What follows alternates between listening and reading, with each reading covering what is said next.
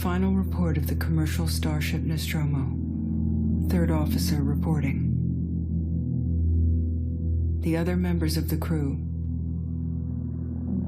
Kane, Lambert, Parker, Brett, Ash, and Captain Dallas are dead. Cargo and ship destroyed. I should reach the frontier in about 6 weeks. With a little luck, the network will pick me up. This is Ripley, last survivor of the Nostromo, signing off.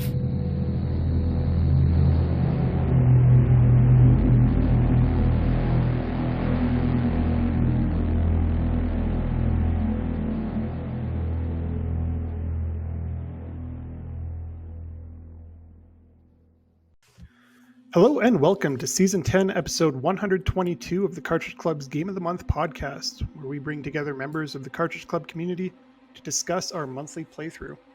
If you're new to the club or interested in participating in future months, please join our community Discord or follow us on Twitter at Cartridge Club NA. We love seeing the hashtag Cartridge Club used whenever you guys play one of our games of the month. I'm Dean Lasagna from Round 2 Gaming and the Video Game Library, and on behalf of our rotating pool of hosts, I want to thank you guys for tuning in.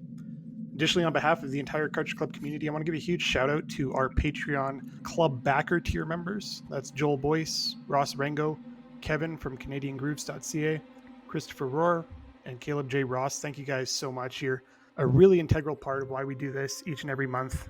So thank you for that. Speaking of month, it's October, and that means another spooky game to celebrate Halloween. Now, in the past, the Cartridge Club has played games like Diablo 2. We've played Castlevania 3.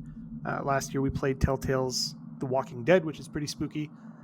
But this time, we're not messing around. For Season 10, October's Game of the Month is really an edge-of-your-seat fear fest. We played Alien Isolation, heralded as one of the greatest movie tie-in games of all time, ?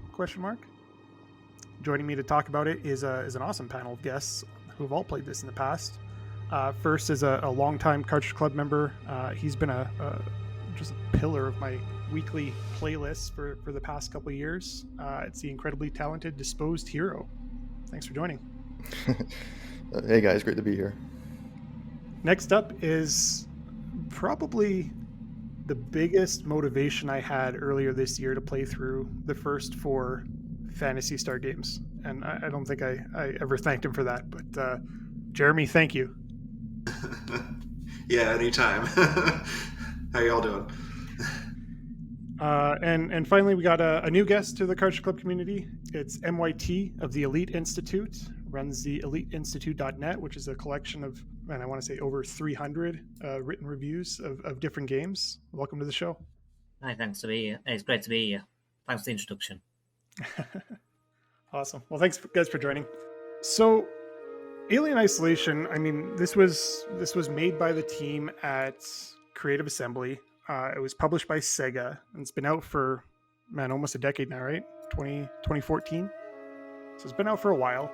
This was my first time playing through it, but you guys, like I said, seem to be pretty big veterans of the game. You guys have all played it in the past. So I'm curious sort of what your experience with Alien Isolation has been, but also what's your experience with the Alien franchise as a whole? MYT, why don't we start with you? Well, I'm a long-time Alien fan, like a huge fan of most of the movies, I'd say. Not all of them. There is definitely 1 or 2 duds.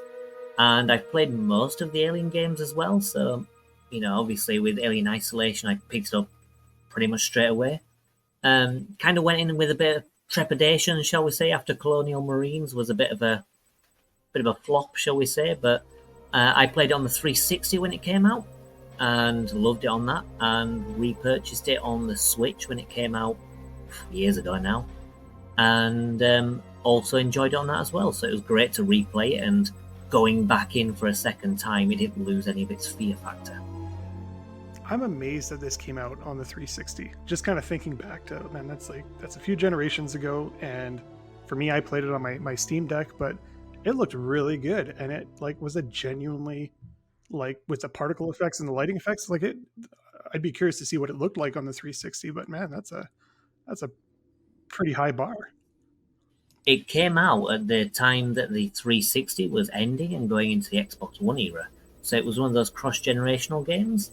And, I didn't have an Xbox One, so I thought, well, we'll see what the 360 one's like. And it had some long loading screens, and that's pretty much all it seemed to sacrifice. Aside from that, the graphics were, for me, I couldn't really tell the difference at the time. Yeah, that's crazy. How about you, Jeremy? Hey, so it wasn't my first time with the game. I played it back on the Xbox One for this playthrough. I played on the Series X. And then Alien itself is one of those franchises that's kind of like always been around for me, like Star Trek and Star Wars. I think what the second movie came out in 1986, and I remember watching that as young as like 8 or 9 years old. So which is just a fun thing to think about, someone that young watching that. But it was really like a kind of formative series alongside, like I mentioned, Star Trek and Star Wars. So first Aliens game that I played was the Aliens 3 game for Sega Genesis, which is kind of hit or miss with some folks, but can be kind of a fun experience. If you go into it knowing what you're expecting and everything.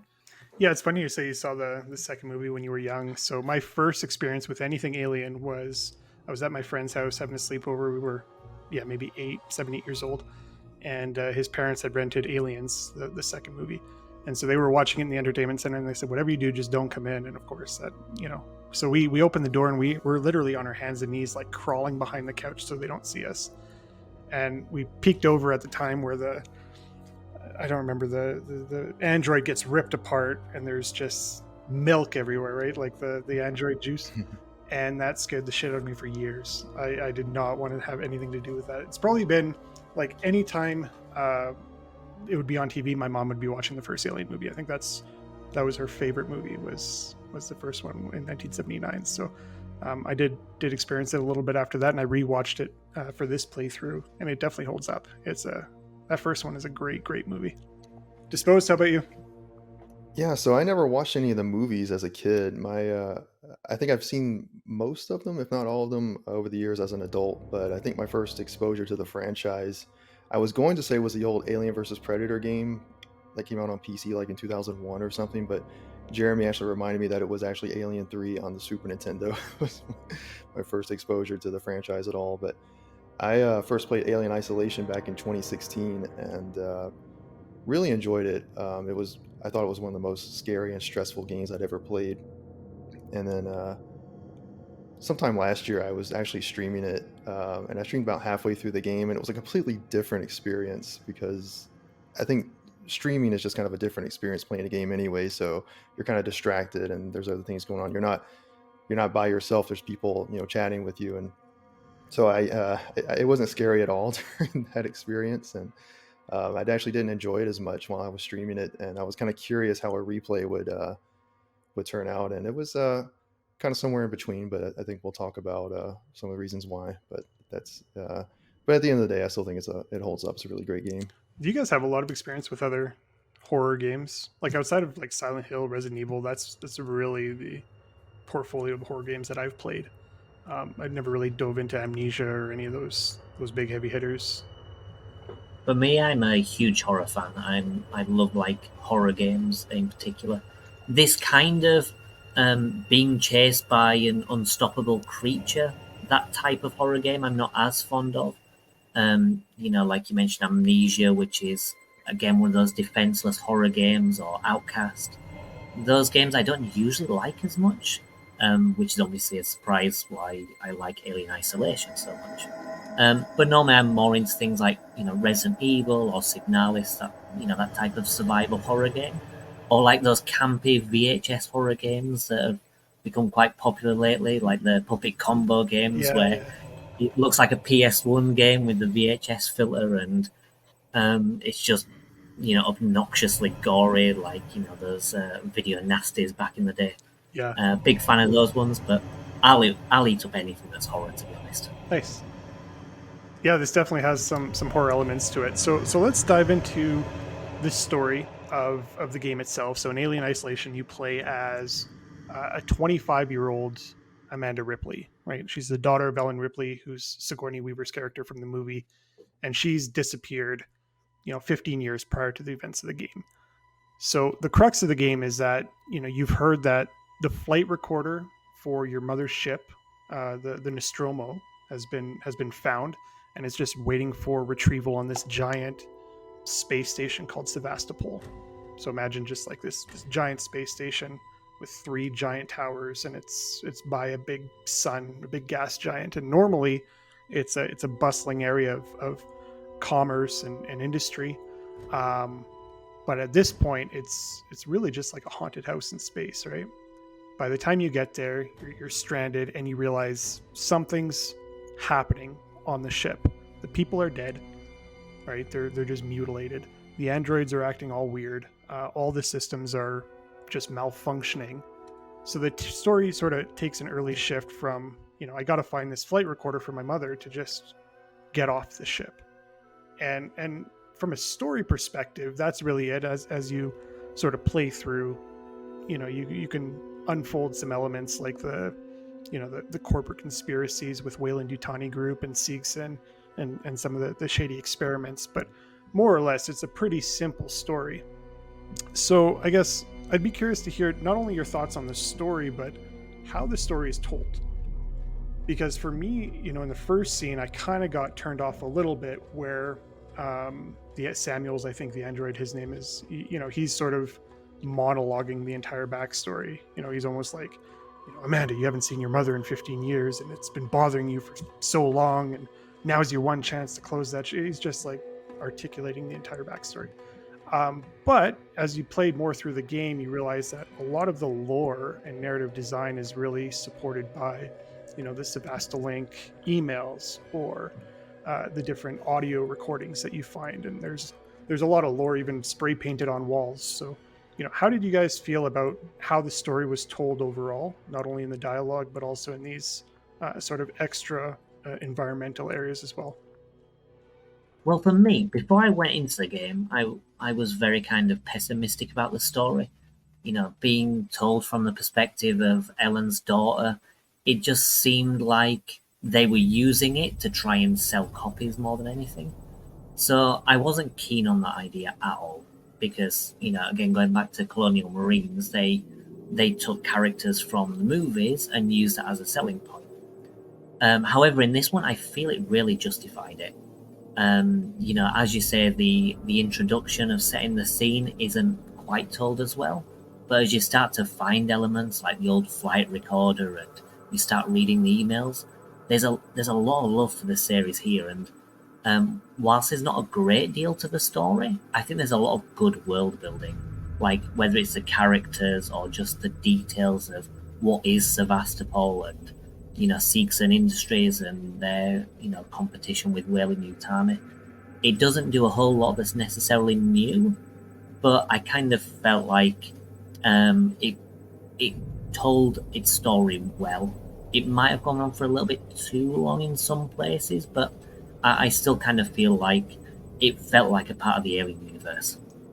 You're totally right. Like the story elements and the lore really transcends the Sevastopol station entirely, right? It's like a race for android technology, and some larger corporations competing against each other, and it really takes you sort of away from just get off the ship into this is an actual universe that other things happen. There's mining vessels, and there's commerce around all of this, and there's people losing jobs and livelihoods. It's not just a bunch of scientists in space station XYZ. Yeah, I appreciate how like MYT said, this game fleshed out the story a little bit more in showing that it's not just one group of people that are looking to weaponize this alien. Many people have discovered it and want to use it for their own purposes and try to take control of it for themselves. I also appreciate how the story unfolds like in a sort of natural way, like as you progress through it. Interactions with different characters kind of and like you said, the background effects kind of tell the story. But if you want to like really dive into it, you have the emails and the audio calls and everything, which I think are, a good way to like really flesh out the story some more. Well, you mentioned the emails, and I think it's really cool that the game allows you to go back and sort of have a log of all of those communications, and you can start putting the pieces together because it's not all sequential. It's not like you're reading the first email and then going through a giant chain throughout the game. Like there's pieces that you have to assemble. Everything from people emailing their families to get off the ship to people getting fired and yelling at their bosses to some big corporate conspiracy, encrypted emails. So it's really fun to go through those when there is a little bit of downtime, which is sort of few and far between, but really start to put the lore together and put the pieces in place. Disposed?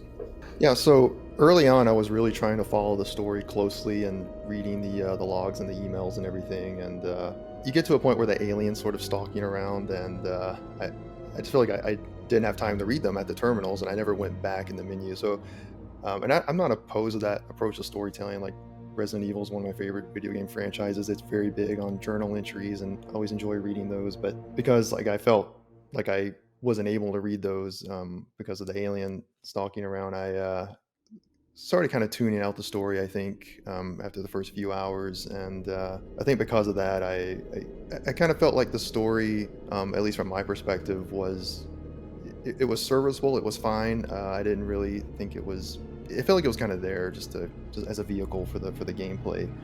I felt like a lot of the main story plot points were pretty predictable. I really think, from what I read early on, I think the lore was very interesting, and I kind of wish I had more of an opportunity to take those in as I was seeing them in the game, because I think by the time you get past some of those sections, because I did make it a point to check every terminal and like kind of check all the little emails just so they were kind of in my log or whatever, and click on the audio logs that they kind of play in the background. I'm halfway listening to them, but I think by the time I got to like more of a safe place where I was ready to go back and read through those, it was just so much, and I was a little overwhelmed, and I just like I said, I kind of tuned it out at that point. But yeah, maybe at some point I'll have to make a point to go back and read a lot of that. Yeah, I mean, it is a little contradictory, right? Like you're never safe in this game. Mm-hmm. And I mean, I guess that sort of lends itself to, do I want to read this email? But if you're hiding all the lore in the emails, you got to expect the player to have some time to read it. So I know they tried to inject like little passcodes and hints and stuff, so you sort of have to read a lot of these emails in order to open some doors and stuff. But I totally get what you mean. And those audio recordings, sometimes you just want to turn them off. It's just like, okay, I want to take this tape and put it in my pocket and then listen to it later, not while I'm trying to listen if an alien is above me. Yeah, it's playing over the the sound effects that you need to listen to Exactly. to know where the enemies are. Exactly. MYT, you mentioned it a little bit around the length. I think one of the biggest critiques the game had when it was released is that it sort of overstays its welcome. It's an almost 20-hour game. And if you think about, the varied elements of the game, the reality is you're being stalked the entire time. There's never a downtime, and that works really well for sort of shorter spurts. But for 20 hours, it can be exhausting. I guess just in general, how do you guys feel about the length of the game? Is it too long for its own good, or did that length really lend itself to what the developers were trying to show? Well, for me, I felt that some sections of the game went on for a little bit longer than they could have. But in general, I think the story's not too bad. For me personally, I think it ended 5 minutes too late, because that very, very last sequence, I felt just let the whole thing down. Because without the risk of spoiling it for anyone who hasn't actually played it yet, it ends on a QT effectively. After, intense sequence after intense sequence, and what is honestly quite a good sequence to end it 5 minutes before, then becomes a bit of a flat note to end it on. I think the main kind of issue is that it has so many multiple endings as well.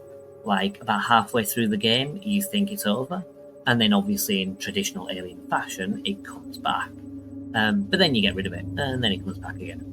And then you get rid of it, and it comes back again. And then there's more of them, and then they come back again. And it just goes on like that for a bit too much. And I think that maybe a couple of those could have been cut to reduce the length slightly, to increase a bit more of the impact. As I say, I don't mind most of them, even on a replay. But that final one just really doesn't do it for me. And it, as I say, puts a bit of a damper on the end of the story. I totally agree, and I'd be lying if I said my eyes weren't rolling at the amount of like power failures and door failures. Just like, oh god, I need to get another key so I can get in that door, so I can touch that computer to unlock another door, to go, oh no, that's down too now, oh that's on fire, oh that exploded. It's just this like comedic sequence of just things happening one after the other. It's just like, this space station sucks. My first playthrough the game, I didn't really notice the length as being padded, so to speak. I felt like it flowed pretty well in that first playthrough, but through this playthrough, at the beginning, I feel like the sequences of events really like work out, really like start to build towards something. But as you get further and further through the game, you start to feel that padding, that backtracking, this dealing with the same events over and over, and if we're talking about like a 20-something hour long game, you probably have, in my opinion, or my view on a replay, like a good like 12 to 15 hours of like solid, smooth gameplay. Yeah, and I would agree with that. I feel like my first time playing through, I didn't really notice it or think anything of it being too long, but this time I think it's a little longer than it needs to be as a single player linear experience. 20 hours is on the lengthy side for a game like that, especially with the slow pace of it. And a lot of it does feel kind of padded. Like you said, there were so many sections where, there's just like an obstruction, you have to find a way around it. I think there's so many times where your objective is find an alternative route to this area, because like the easy route's always blocked. And I felt like there was a couple places where you do something in the game and it just feels kind of pointless. Like, for example, one thing that stands out to me is there's a part where you're trying to lock the alien in a stairwell, and you're having to like close all these doors, and it's a somewhat lengthy section, and then at the end of it, they're just like, yeah, we just let it out. So Yeah. it just, it really feels like they were they kind of forced it to be that length, and I think it was a little longer than it needed to be.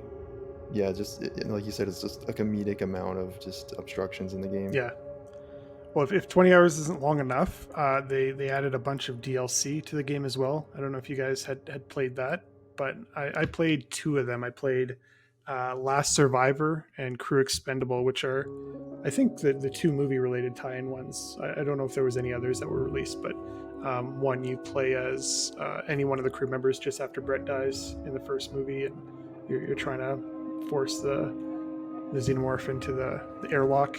And then the second one is more about The Last Survivor, where you play as Ellen Ripley, and you have to self-destruct the Nostromo, and there's an alien on your escape pod and all of that. Did you guys play those at all?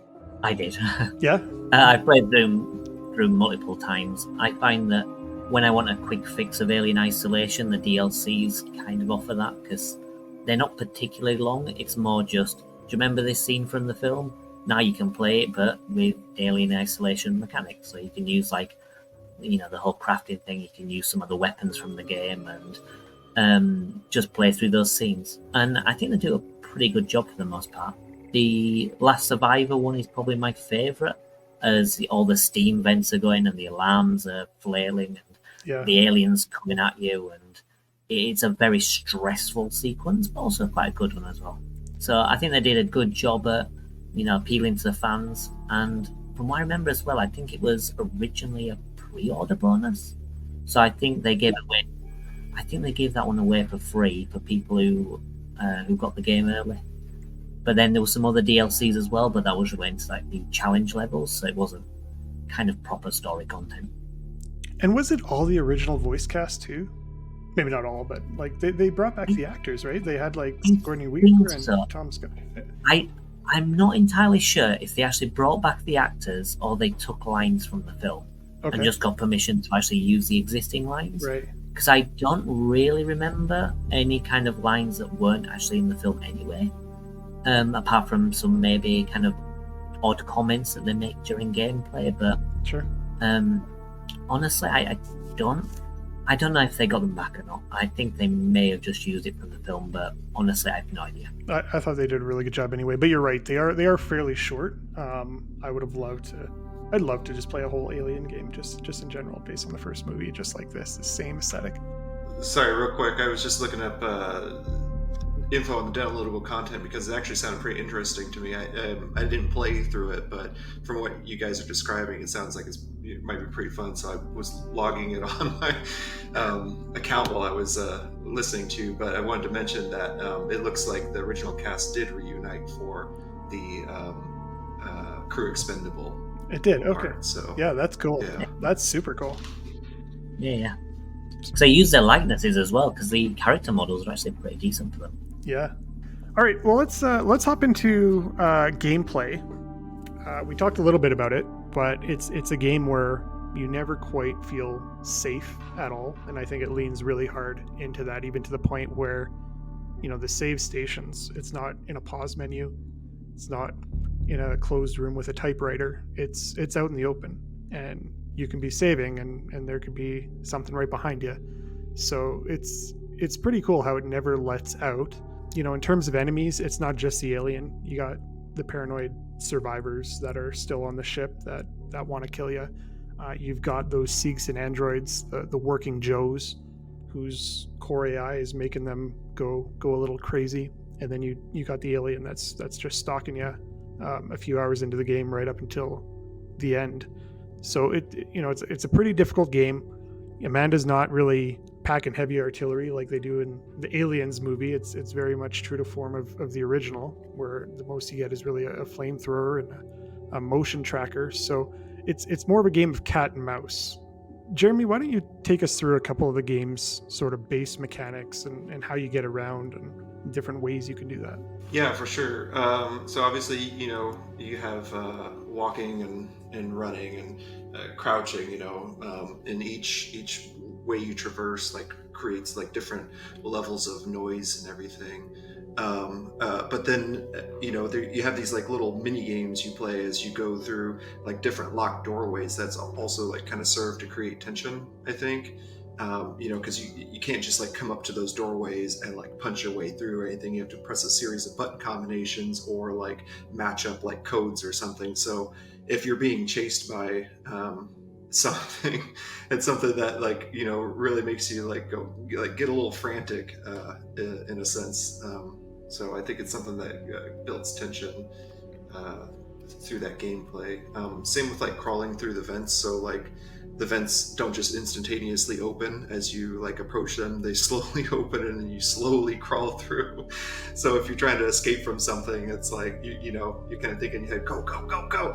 But the mechanic works the way it works. I think it's something that, especially if you're going through for the first time, really shines in a way that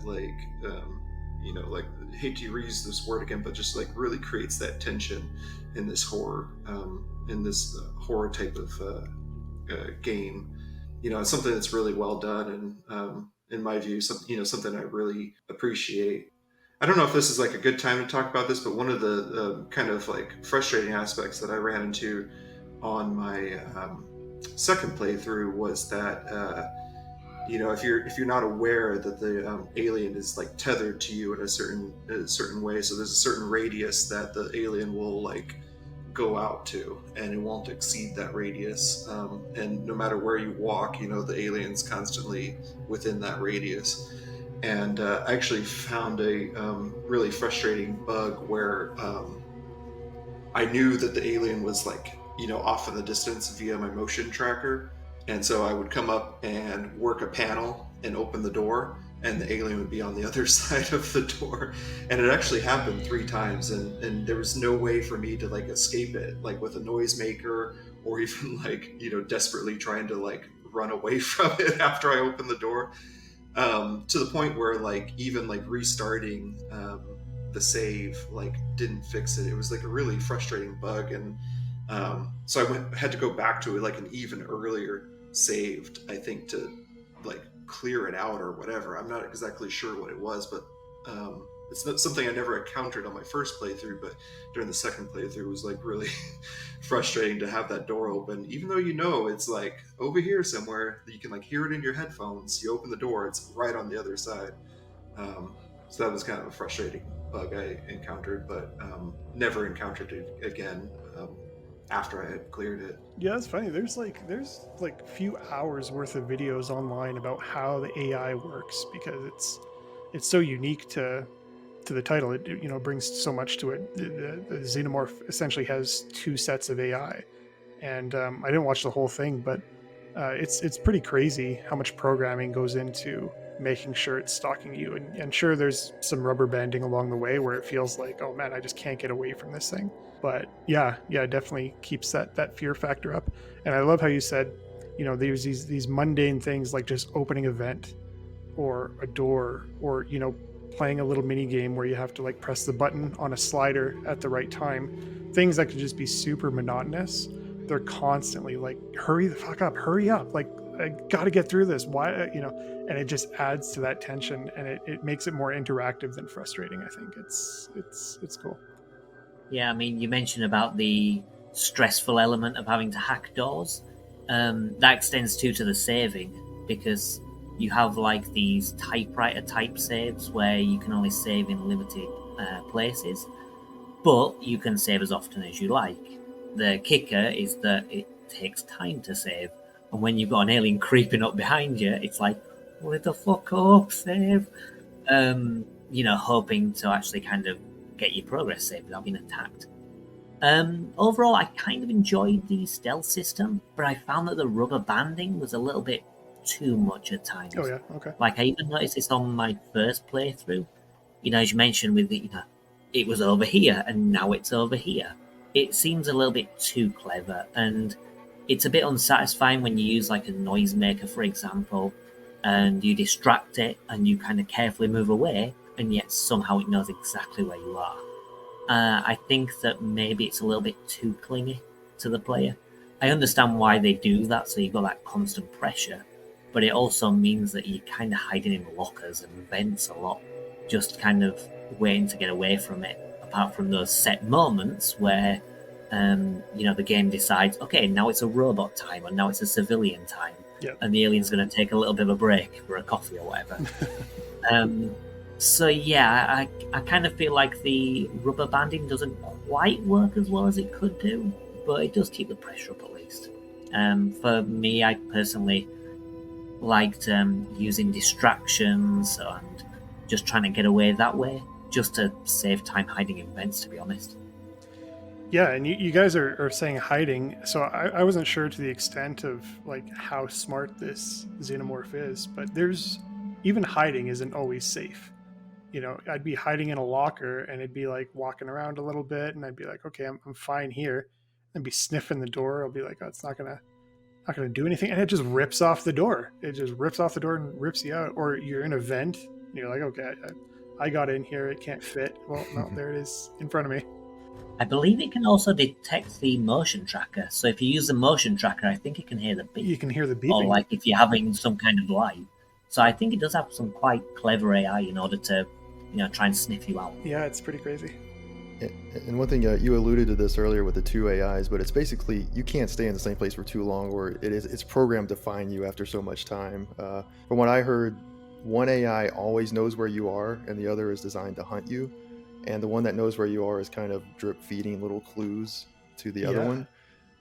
So like you cannot stay in the same place for too long, or it will eventually like hone in on you. And one of my most memorable experiences from my first time playing through the game was I was hiding in a vent, like you said, thinking I was safe, and I was watching the Xenomorph, and I was kind of waiting for a clear opportunity to exit the vent and proceed.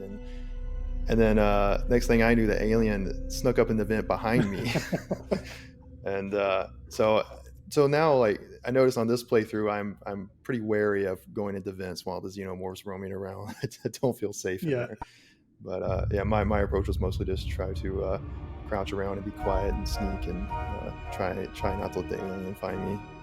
And knowing I can't stay in the same place for too long. That's so cool. I love that. MYT, you mentioned noisemakers a little earlier. So, Amanda's not equipped to the gills with a bunch of rifles and cool, military spec op stuff. But she does have a few devices at her disposal. Do you want to talk a little bit about, the inventory and maybe a bit of the crafting system, how that works? Yeah, sure. I mean, as you mentioned, she's, not exactly a soldier, so she can gain some weapons, like there's a revolver, a shotgun, a flamethrower, and, some basic weapons she can pick up, but she's not very good with any of them.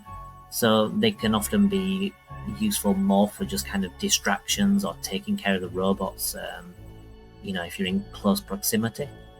But otherwise, you'll be sort of using items really to help you. There's obviously like your key items, like the hacker that we mentioned, and the motion tracker, and she even gets like a maintenance jack as well, so she can open certain ventilation doors. But other than that, it's bits and pieces you find you can craft into useful materials. So you can create med packs, or you can create a noisemaker, which literally does what it says on the tin. You throw it like a grenade and it just starts beeping and will send the alien to its position. It's a particularly useful device, is that one, because I often find if there's hostile civilians that are shooting at you and the alien's about, you can either lure them to try and shoot at you or throw a noisemaker their way and the alien will just kind of take care of them, which basically means you've got the alien as like one of your weapons. I didn't even think about that. That's so cool, yeah. Yeah, you can really use it to your advantage, and it's a good way to distract it as well while you go in the complete opposite direction and, head towards your next objective. You've also got Molotov cocktails as well, which is quite useful because the alien doesn't like fire. So you can use that or the flamethrower when you're in a bit of a pickle and you need it to just get out of your face.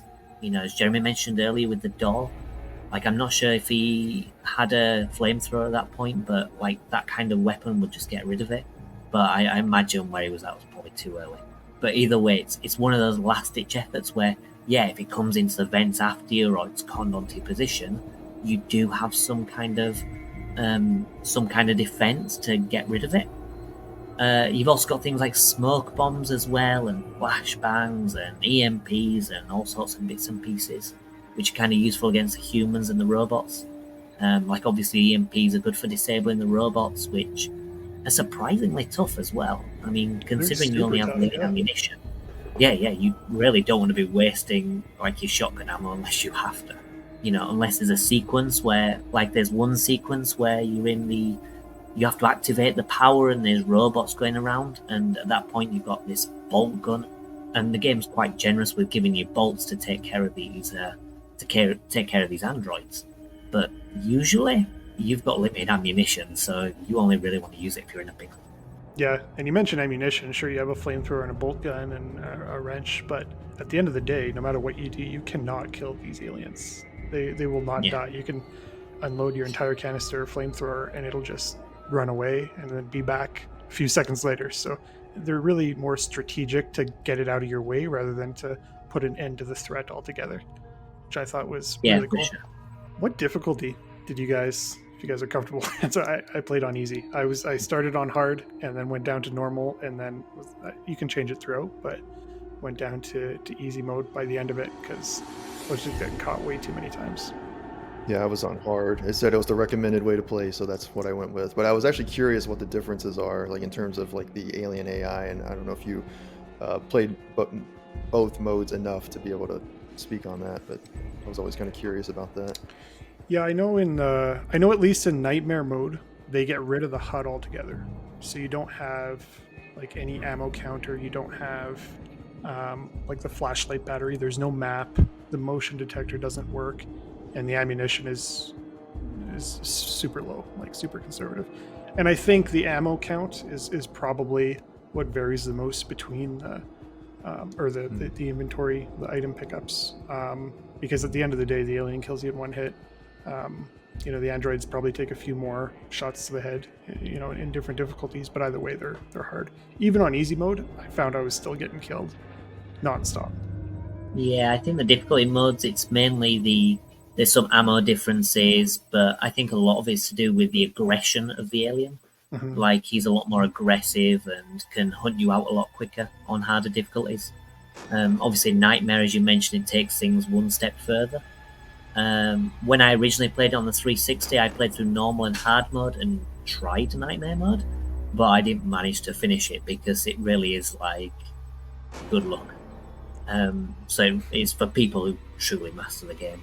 But with normal and hard, I don't find that there's a lot of differences between it. Obviously, normal does try and make things a little bit more forgiving, and I think that's a key difference. Easy mode, I think, is just even more forgiving, where you can even just duck down after the alien sees you, and you might get away with it. So I think the alien's just a lot dumber on it, easy, to be honest, more than anything. Now that you mention it, I think I told you guys before we started that on this playthrough, I played through about halfway through mission 14, and then I YouTubed the rest. And in the YouTube video I was watching, it did seem like the alien was a little bit slower to pick up on things, and you could sort of evade its detection a lot more easily. So maybe that playthrough was playing on easy or something. Yeah, I played through normal in my first playthrough, and then easy on this one, and I thought I would just kind of breeze through the game since I, already knew the mechanics and everything. But what I was finding was that androids were still really difficult to kill. And then, of course, that bug that I experienced, which I didn't have the flamethrower for.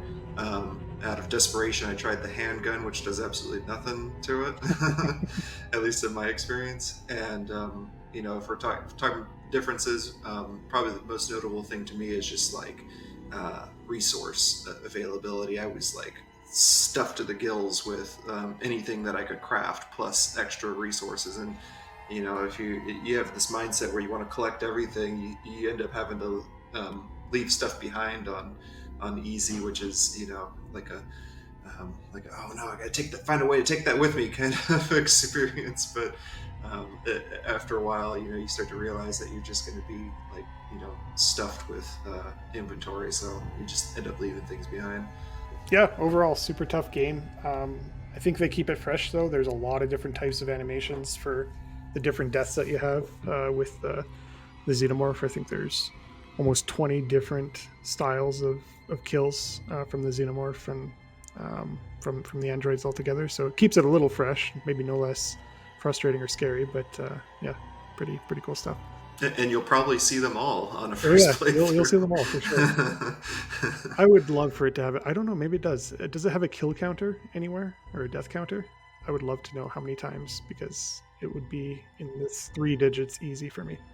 I know there was a PlayStation trophy for getting killed by the xenomorph 100 times, but I don't know if there's a place like a stat where you can see exactly how many times you were killed. It's the easiest trophy to get. Cool. Well, I don't think you could really talk about the gameplay without talking about the music, because it's so ingrained, just sort of thinking back to the sounds. You got the sort of deep drone sounds. You got like the strings. Sometimes you even got some vocals in there. Disposed, you're pretty musically inclined guy. What did you think of the sound design and the music in this game and how it was used? Yeah, I thought it was really well done for the most part. Being a horror game and more slow paced most of the time, a lot of it was more ambient.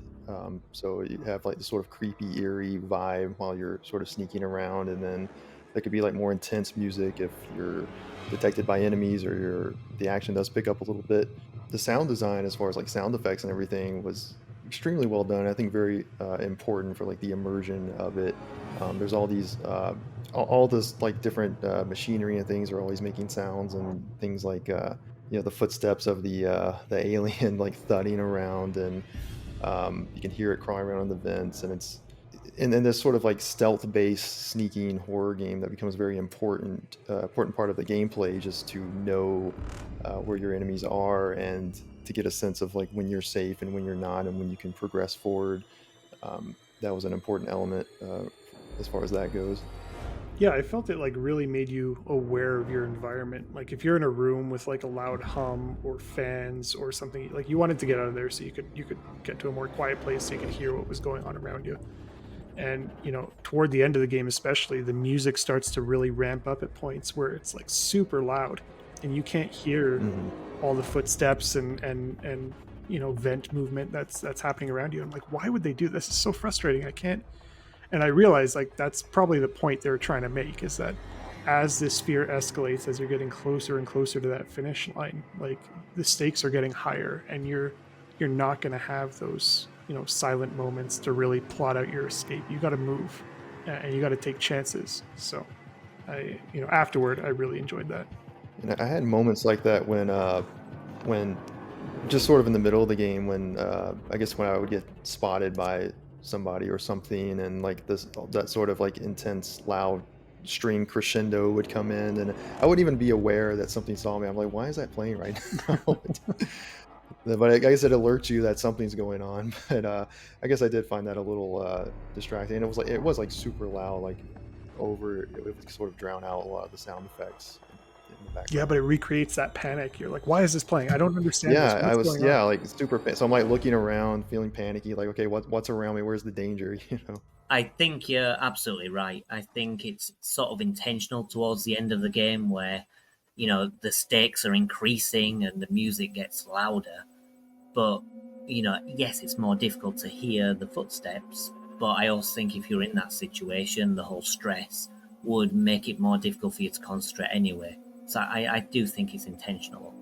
Um, Personally, I think they did the music really well, and like all the sound effects, like the '80s style machinery, is that's typical of the films, and obviously you've got the voice acting as well, which I think was also really well done. Personally, I the only gripe I really have was something that we mentioned earlier with the audio recordings. I think having them play straight away rather than having them in the menu to listen to your own time was probably a bad choice, because listening to the footsteps of the alien and hearing the noise in the vent is so important to the game, and and staying alive, that you sort of have to like hide in a locker or under a table Yeah. while you listen to an audio recording. And I feel like you could probably just play it whilst you're in a fight with some civilians, or in something where the sound's not necessarily as Yeah, important. totally. I found that too. And everything in this game makes noise. Everything you do, every step you take, everything you touch, it's making different levels of noise. And I feel like there may have been some, I don't know if it was glitches or what in my Steam Deck version, but sometimes it would sound like every step I took, I was like dragging like a bunch of tin cans behind me. Like I would take a little step and it'd just be like, like something was like, Hmm. stuck on my model, and it just kept like clanging. And every time that happened, the xenomorph would be right there waiting for me. So I don't know what was up with that, but everything you do, you got to be very, very cautious about how fast you walk and how clumsy you are when you move around. Jeremy, any thoughts on the music or sound design from you? Yeah, so like we mentioned before, I think that the sound element is another one of those gameplay characteristics that really like add to this game. Along with like the way you traverse the station, different tools you have. I think it's a game that really like does well to be played through with headphones and in a dark room, which is what I did in my first playthrough. Um, the thumping of the alien especially can like really send shivers up your spine, and there was some moments in my first playthrough where I actually like took my headphones off and looked around the room to make sure nobody else was in there, and and it really creates that creepy like atmosphere, just that dread on you the whole time you're playing. It's little things like machines whirring or buttons beeping or clicking, the movement or the voice acting of the androids, are really like on spot with like the whole like vibe of the Alien movie franchise. And then kind of like I guess, an embarrassing thing, now, since you guys are all talking about the music and how well it played into the tone of the game, I actually don't remember a lot of the music, and I'm struggling to remember it. Like, maybe I had that turned off in my playthrough, because I actually don't even really remember like moments where the music was like crescendoing above the gameplay itself. So I must have like accidentally clicked it off at one point, but I really can't remember, can't recall it. So, um, Yeah, but yeah, definitely the sound aspect of the game is definitely on point. that's actually a genius idea. If I don't know if you can do that, but if you can turn the music off, I guess this game would be a whole lot easier to hear all the sound effects by Hmm. cranking them up. That's an interesting thought, Jeremy. Um, but yeah, totally agree. And you mentioned the android's voice. That sort of like monotone, like unsettling, very robotic and I know like Siegs Incorporation is trying to like get away from the uncanny valley. That's their thing, is to make androids that are very, very clearly androids, so people don't, think that they're humans and have human elements like the Weyland-Yutani group. But yeah, just that like voice at the end of the hall saying, "Hey, you shouldn't be here," and then just boom, boom, boom, the footsteps after you. You're like, oh shit, just have a wrench. Very cool stuff. All right, let's talk a little bit about the design, which is for me one of the pieces I feel this game nailed the best. Right, that aesthetic, that sort of retro futuristic, lo-fi, sci-fi, 1979 Ridley Scott authenticity. I rewatched the movie right after I played the game, like within minutes after playing the game, and it was like a continuation of the game. It was so close. Those corridors, the sounds, the steam, like everything about it was just totally encompassed in this game. I thought they did an amazing, amazing job. I don't know if you guys felt the same way, but Oh yeah, absolutely. I'd heard somewhere that the design team studied the original movie like frame by frame just to nail that aesthetic.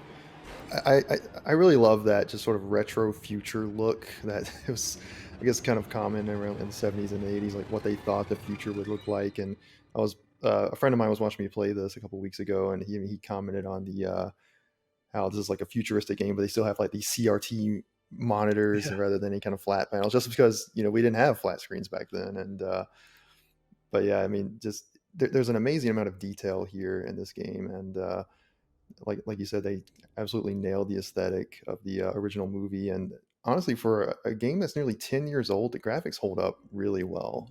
Like you wouldn't think it's as old as it is. Yeah, no, I totally agree. And you mentioned the CRTs. One of the things that they were doing was they were recording footage for the game and then onto VHS tapes, and then like just kicking around that VHS tape for a bit and throwing it back in a VCR and seeing like what a damaged VHS video would look like. And that's how they captured a lot of the graphical elements from like the terminals and stuff. So Interesting. yeah, I thought that was pretty cool. Yeah, I think it's from a design standpoint, if you're like a fan of the franchise, particularly the first movie, it's like definitely something you'll want to play just for that, like just to be able to be in that world and explore, the Nostromo and Sevastopol Station. Just, I think it's a fun experience, particularly for people who are longtime fans, to like drop themselves into that world and be able to, you know, explore and interact with the environments and everything. I think it's just like a really neat thing. It's almost something like what Star Wars or maybe even Star Trek fans have been clamoring for years. Just like a game where you can just drop yourself into a starship or a space station and just explore it. With a story element to it, of course. I think Alien Isolation just really nailed that. Yeah, and it's totally lived into as a space station, right? Like it's not just like your white wall corridors or, broken pipes. Like there's very much a lived in aesthetic to the game where there's magazines and like half-filled coffee cups and, all sorts of things just kind of strewn around the place.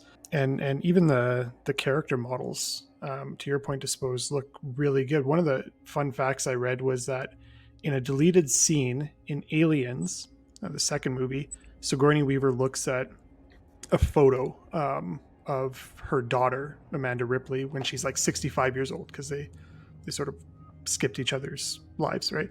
And so her daughter is 65 years old, and that's actually a picture of Sigourney Weaver's mother, who Amanda Ripley was modeled after in the game. So it all sort of ties together, which is why Amanda kind of looks like Sigourney Weaver, but more specifically like her mother. So I mean, they went far with the design of this. Like there was clearly some love and care. It wasn't just a random space station that was meant for another game that they said, hey, let's make it an alien IP and drop a xenomorph in here and say go. This was very clearly crafted from the ground up as something in the 1979 universe. Yeah, definitely. I mean, as you mentioned before, you watch the original film and you watch this, and it looks the same. They absolutely got it perfect. But it's not just that as well, because there's a lot of new elements they add. Like, whether it's the Sevastopol space station itself or the Siegs and androids, and it all looks like it fits. it doesn't look like, oh, this is new stuff that doesn't really gel well with the, with the existing aesthetic. They understand what makes that aesthetic, and it looks great. And even like the Alien as well. One of the things that the Alien games tend to do is they model it after the Aliens models, where they're very kind of fragile and break easy, even though they are strong creatures. Whereas this alien it's huge, it's imposing, it's threatening. You can't kill it, and you can't kill it. You see it, and you think, I need to hide from this thing. And just like small details, like hiding under a table and seeing the tail slithering by as it's walking, or like you just see its back turn, and just like all these little moments of design choices to add to the creep factor. And they know horror, they know Alien. And I say, I think from a design point of view, they kind of nailed the look and the sound. Just as a design in general, like that alien, that xenomorph design is gorgeous, but every part of it, like you can see the head sort of jump into the vents up above, or you see the tail like wrap around a corner. Like there's so many like identifying parts of this alien's anatomy that just can totally send fear down your spine. Yeah, like the movement is like a panther. You see it kind of crawling around, and it's really well animated. As you mentioned before, it's quite impressive for the time. Now, I think visually looks great. One of the things I personally struggled with was a little bit of the intuitiveness of the level design. I didn't actually realize that you can download maps from terminals. So I saw that after I finished the game. But throughout my entire playthrough, my goal would be, a little flashing beacon on some unknown area of the map that I had no idea how to get to. And it doesn't really do a great job, for me anyway, with the wayfinding on where you're supposed to go. I think it really makes you, absorb the environment so you can like really learn your way around. But a side product of that, or a byproduct of that, was that I would save at a terminal and I would just go on a suicide run down in one direction to see, is that the place I'm supposed to go? No. Okay, try down this hallway. No, down this hallway. And what that did as a result, it sort of diminished the fear factor a little bit of the actual alien encounters, because I knew, okay, well, if I go there, I'm probably going to get attacked. And, it just became a run, restart, that's where I'm supposed to go. Did you guys feel that at all, or did you guys feel like you knew exactly where you had to go? I leaned really hard on the little icon thing on the motion tracker that would sort of point you in the right direction. I mostly just followed that. I was aware that you could download the map data, and anytime that the motion tracker wasn't helping me out, I would pull up the map, and it would kind of circle like whatever general area you needed to go to. Well, one thing you mentioned about the game becoming a little less scary, you would just kind of do these little trial runs down a hallway just to see what would happen. I do think this is a game that maybe on a repeat playthrough, it's not quite as scary as the first time, because it's like with a lot of horror games, it's the like unfamiliarity that's makes it more scary. And like the more you know about how the alien works and like what it is capable of, like we talked about, like sort of like that's how the AI works. And once you kind of understand that and get a feel for it, you kind of know like what it will do or might do and what it's not able to do. So that makes it like a little less scary once you're a little bit more aware of that. I guess in general, I didn't have a tough time navigating the game, because I mostly just relied on that motion tracker beacon. So what is this motion tracker beacon? Like, I know the motion tracker shows you the enemies. So there's like a little blip around sort of like the edge of the motion tracker, and it'll point you. It's like a compass. It'll point you in the right direction of your objective. Yeah, it's sort of like a waypoint. So if you imagine like a waypoint system on a normal game where it shows you a little arrow when you point in the right direction, it's like that, but isolated to the tracker. That's what I used as well. I kind of used the map occasionally, but I was mainly just looking at the tracker for the general direction. Yeah, I can imagine the game will be a lot more difficult to navigate if you're not aware of that. Yeah, like maybe I just missed like a whole section of like hey, here's how to use a map and a compass. I think he just kind of expects you to figure it out. I don't know. I don't. Yeah, I don't recall it being explained, but same thing. Use the motion tracker. I don't. It's like I don't remember when I learned that was a thing.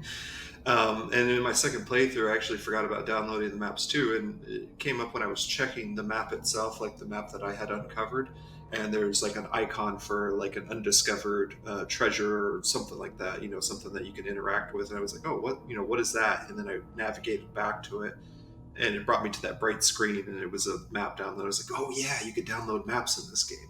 That's so wild. I don't know how I missed this. This is cool. But it's definitely, talking about elements that don't hold up in a replay. I think once you kind of see all the tricks of the game, it does become a lot less scary on replay. To the point where you're just kind of like moving through the game. Nothing really freaks you out anymore. You're just kind of moving through, and the elements that would freak you out are almost like a nuisance because you have to like find a way to like get around them or something. No, I agree with you. I think it's probably I think in relation to horror, I think it's something that you get with all horror games. Once you go into a repeat and you know how everything works, you don't necessarily have that element of surprise, whether it's Resident Evil, Silent Hill, or any of the other classics. I think repeat playthroughs is more for like fans of the series, where they can just kind of appreciate the tone and all the kind of aesthetic rather than the actual scares. And I think that that's the same with this. Like, if you like horror games, it's great to play once. If you like alien films, it's great to play multiple times. Because I think you can just go in there and just be like, oh, this is a fantastic world. This is like watching an alien film, but for 20 hours. Yeah, definitely agree with that. It's not, so unique to this game, the replay factor, like playing through the Resident Evil 2 and 3 remakes. I played through those on the hardest difficulties, so by the time you get to that point, you're on your third playthrough, and you're like coming to those horror beats, and you already expect them, and you're already loaded, ready to like blast whatever's coming around the corner out of the way. It just becomes another like, okay, and hit here and blast that, blow this up, So it's a thing of the genre where if you're looking to replay it, you're looking to do it for challenges, or like you said, MYT, the big fans of the series, will want to get back in that world and explore it a little bit more. Speaking of big fans of the series, before we get into just our general overall thoughts of the game and what we'd like to see in the future, I want to hijack really quick with a segment. If you guys know me, I love books. I founded the video game library. And I wanted to talk about a few really, really cool books based on Alien Isolation that I think some of the listeners might be interested in if you love the game. The first is The Art of Alien Isolation from Titan Books. It's the official art book, and it is beautiful, super high quality. It's about 300, maybe 200 pages, but really, really nice book that dives into all of the different elements and models and environments in the Alien Isolation game, which is a really, really fun book to flip through. Back in 2019, author Keith R.A. DiCandido, he wrote a novelization of the book, which has a pretty good audiobook associated with it as well. So if you guys want to absorb it that way, it's not like doesn't have music or anything in the backdrop. It's just a narrated book, but the audiobook is really good. If you guys can read Italian, I don't know if any listeners can, but there's a book called Aliens Terrore Interattivo, which is essentially just an all-encompassing book of the history and a retrospective on every Alien game that's been released since 1982. And there's been a ton of them. I was super surprised to see. Of course, heard of Colonial Marines. I've heard of Alien Isolation, but there's a ton of these games out there, even before the Super Nintendo era. So really, really cool book there. And then there's another one coming out in the future, maybe this year, maybe next, called Perfect Organism. And that's from journalist Andy Kelly. He's putting that together, and he claims it's going to be the de facto companion book to Alien Isolation. Super well researched and a very, very deep dive into every aspect of the game. So he finished writing that in August. It's going to come out in the next couple months here. So super exciting. Yeah, there's some great additional content. You mentioned about the books. There's loads of great books for the Alien franchise anyway. Some of them can be a bit hit and miss because obviously a lot of them are still that kind of base on the siege, hide from the alien and then kill it somehow. But there's still some good books as well. Like you mentioned, stuff like Perfect Organism, which I've heard of, which sounds like it's going to be great. And, some great supplementary material to Alien Isolation. And loads of games as well. Like, there's so many Alien games. Whether it's Alien versus Predator, there's So let's talk about overall thoughts on the game, but also like should this game get a sequel? Do we want to see anything more with this type of alien aesthetic to it? Should they make something along the lines of Aliens where it's a little more firepower and brute force, or should they stick with sort of the stalking, slow-paced single xenomorph stuff? So as a game, I think Alien Isolation is pretty self-contained, and I don't feel like I ever hear people really clamoring for a sequel. I think it kind of just sits well as its own thing. That being said, I mean, anytime a new game comes out that's really good, it's always going to pique my interest. I do think it could be interesting if they could find a way to just make it work and not feel like a cheap cash-in sort of thing, or just like they're trying to capitalize on the success of Alien Isolation, and maybe like iron out some of the rough edges of the game. I think that could be definitely something worth checking out. Yeah, I'm not so sure. Like, obviously the game ends with a bit of a cliffhanger and sort of leads into a potential sequel, whether it's some kind of graphic novel or another game. It certainly implies that there's going to be more to Amanda's story, because obviously, as we've seen from the photos, she lives to become an old woman. So, there's something that definitely happens in between that's unexplained. Whether I'd want another Alien Isolation, I'm not sure. I don't think they'd be able to repeat the same sort of game and have the same impact. Like, definitely a survival horror type game, I think, would be fantastic. Rather than the traditional Alien style game where you're blasting aliens left, right, and center, which you get with AVP. There's a bunch of modern Aliens games as well, which are like that. And I don't know. I think a horror-based one would be good, but not necessarily like Alien Isolation or with Amanda. I don't think it's really necessary, to be honest. I think it's fine by itself. Yeah, it's clear that Amanda was an interesting component to this, but it wasn't the only nod to the franchise, as we've talked about. Like, this very much could stand up on its own with other characters or other areas of the Alien universe. I think it just helped prop it up. Jeremy, your thought, you had mentioned Resident Evil a couple times. I don't know if you're familiar with Resident Evil 8, but sort of a similar style where you're sort of getting stalked.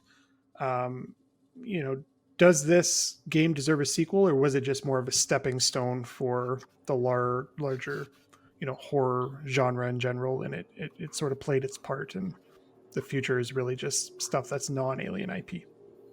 Yeah, I think as a game itself, and if you're a fan of the Alien franchise, in particular the Alien movie, it's a must play. As far as like a sequel goes, you kind of stole the joke I wanted to make, which was that hear me out, Amanda Ripley with Space Marines. But that's just a joke. I think I agree with everyone else where it's a game that really just stands on its own, doesn't need a sequel. And honestly, I have a hard time figuring out where they could go from here without feeling like it's just a retread of the first of this game. There's some creative people out there, much more creative than me, that might be able to figure it out. But the cynical side of me says that, the studio would just put out another game where 5 years later, Amanda Ripley, here's a new space station, here's a new alien, and here's the same doors that you have to try to go through, and the same fires that are blocking your path. So in my view, echoing what everyone else said, in order to avoid that, I think just a standalone game, that as time goes on, kind of stands that test of time. And becomes like a must play through for anyone who's a fan of the franchise, is where it should stay, in my view. Awesome. Yeah, totally agree with all that. Whether you're a fan of the horror genre or the Alien franchise, this is definitely a game you should try out.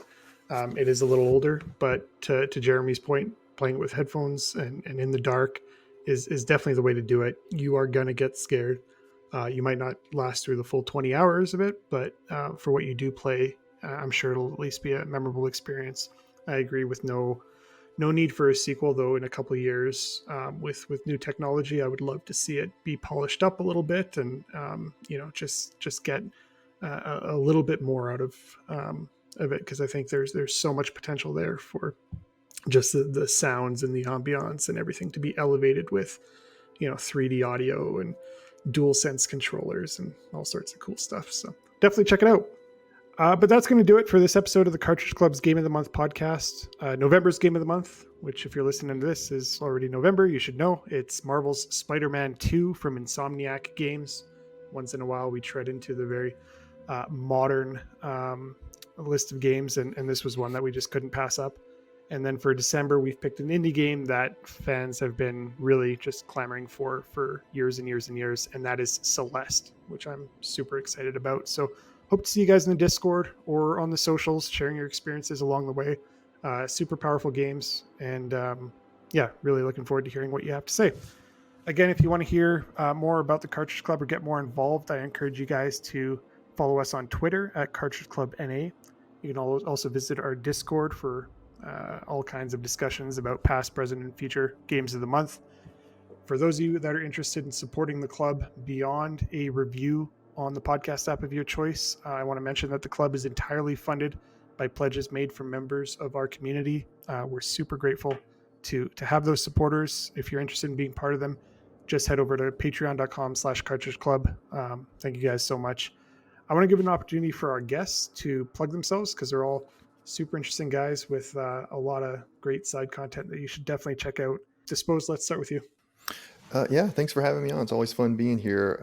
Anybody wants to find me, I'm on Twitter at the Disposed Hero. I have a VGM cover YouTube channel that's been kind of dormant for a little while, but maybe I'll pick that up sooner or later. But that's it should either be Disposed Hero or Disposed Hero VGM. I changed it, and I'm not sure which one shows up now. But and also, I was streaming on Twitch for a while. I haven't done that in some time, but that was at Disposed_Hero.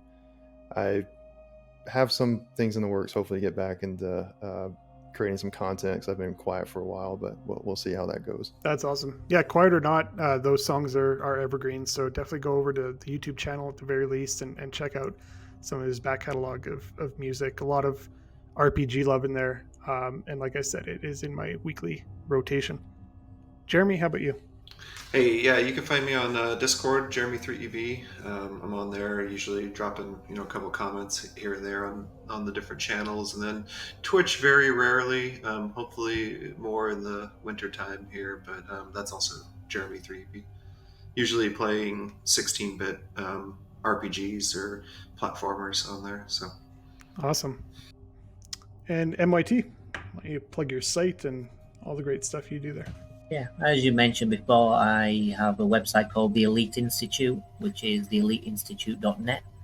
You can also find me on Twitter, which is using the same handle, so if you search for it, I'm sure you'll be able to find it easy enough. It's focused on Switch reviews, mainly indie games, but also some bigger stuff as well from time to time. Alien Isolation is on there as well. It was even the first review on the site, in fact, so nice little coincidence, nice full circle. Yeah, exactly. So yeah, tons of reviews on a relatively frequent basis. Usually I write it, but there's a bunch of other guest reviewers as well. So if you're interested in Switch content and hearing about Switch games and indie games, then that's the place to go. Awesome. Well, I super appreciate having you guys on the podcast to chat about this and teach me some new things that I'm definitely going to go back and try. Maybe pull out that motion tracker one more time and see how it actually works. And thank you, everybody, for listening. We look forward to hearing from all of you guys soon. Thanks for joining us. CC Unite.